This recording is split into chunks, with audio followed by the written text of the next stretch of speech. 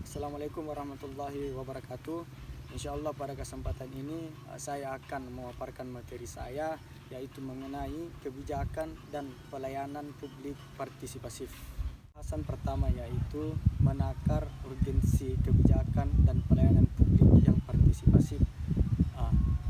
Pelayanan publik merupakan hak bagi setiap warga negara, maka implikasi hak tersebut menjadi kewajiban pemerintah daerah untuk memenuhinya. Sejak Indonesia merdeka hingga saat ini masih bisa dikatakan pelayanan publik masih jauh dari harapan, karena masih bisa diakses oleh warga negara tanpa adanya diskriminasi. Tentu saja dalam proses pelayanan publik ini tentu saja terdapat banyak masalah-masalah yang menghambatnya. Salah satu contohnya yaitu pada pelayanan pendidikan. Di situ terdapat masalah yang membuat proses pelayanan pendidikan itu menjadi tidak efektif. Salah satu contohnya yaitu partisipasi masyarakat masih kurang, kemudian pengelolaan sumber daya yang tidak optimal. Bahasan selanjutnya yaitu analisis, harmonisasi dan sinkronisasi produk hukum dan kebijakan publik. Perdebatan antar peraturan perundang-undangan yang merupakan masalah hukum di Indonesia ini yang tak kunjung usai. Sudah banyak produk hukum yang dihasilkan oleh DPR, DPRD maupun pemerintah pusat dan daerah yang tidak sinkron dengan peraturan lainnya, baik yang tingkatannya setara maupun tingkatannya yang lebih tinggi. Kualitas harmonisasi dan sinkronisasi rancangan peraturan perundang-undangan ini menjadi perhatian utama bagi pemerhati hukum. Sebagian kalangan menilai bahwa ini disebabkan karena proses sinkronisasi dan harmonisasi rancangan peraturan perundang-undangan tidak berjalan dengan baik. Kemudian pembahasan selanjutnya yaitu harmonisasi hukum.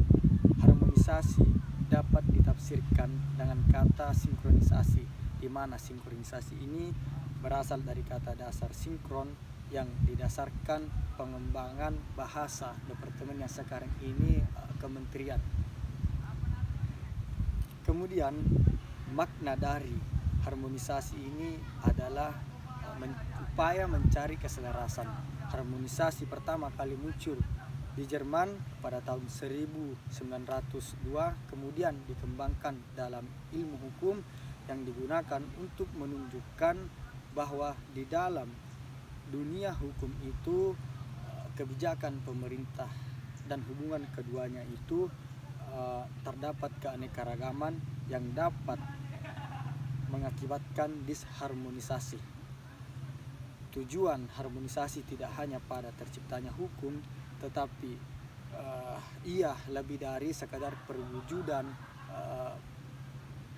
perwujudan negara hukum yang baik. Oke, kemudian yang saya akan bahas yaitu faktor-faktor yang memengaruhi kebijakan pelayanan publik. Permasalahan yang menyangkut mengenai implementasi kebijakan dan faktor-faktor yang memengaruhinya merupakan topik yang menarik bagi negara industri maupun negara-negara yang sedang berkembang. Selain itu, implementasi kebijakan merupakan tahap yang paling penting dalam proses kebijakan, karena tanpa adanya implementasi yang efektif, maka pengambilan keputusan kebijakan tidak dapat berjalan dengan baik. Pembahasan selanjutnya yaitu implementasi kebijakan dan distorsi kebijakan. Bergulirnya otonomi daerah yang ditandai dengan kebijakan desentralisasi diharapkan bisa menghasilkan dampak positif bagi warga, terutama di daerah. Tujuan desentralisasi secara esensial adalah untuk menciptakan sistem pembagian kekuasaan antara pemerintah pusat dan pemerintah daerah dengan meningkatkan kapasitas sehingga mendapat dukungan dari masyarakat dan dapat mengelola sumber daya dengan adil. Kemudian partisipasi dominan kaum elit. Di dalam iklim demokrasi, partisipasi menjadi keniscayaan yang terjadi. Isu partisipasi yang mencakup menguat sejak tumbangnya masa Orde Baru.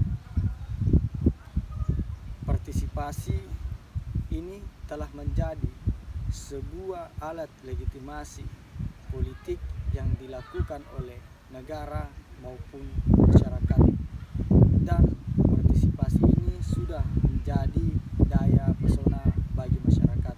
Isu partisipasi telah menjadi pola perilaku penyelenggara negara maupun organisasi.